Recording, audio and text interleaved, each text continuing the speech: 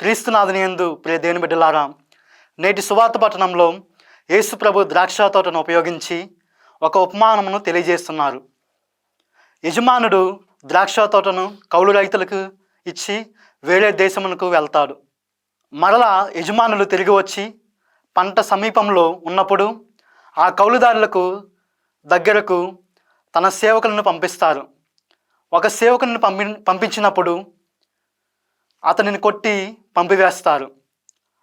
అలా అనేక మంది సేవకులను పంపించినప్పుడు వారందరినీ కూడా కొట్టి ఒట్టి చేతులతో పంపివేస్తారు.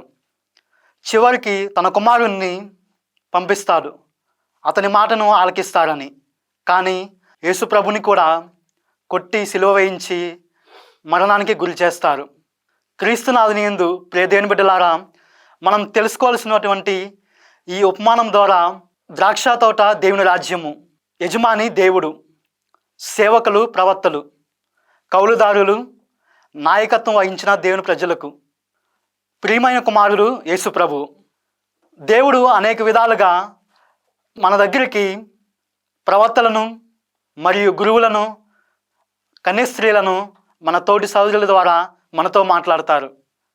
కానీ మనం ఎంతవరకు దేవుని మాటను ఆలకిస్తున్నాము, ఆయన వాక్యం ద్వారా నడుస్తున్నాము అనేది ఆత్మ పరిశీలన చేసుకోవాలి.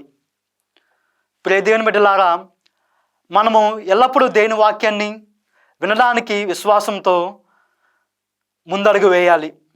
ఆయన మాటను వింటున్నామా లేదా, ఆయన మార్గంలో నడుస్తున్నామా లేదా అనేది ఆత్మ పరిశీలన చేసుకోవాలి.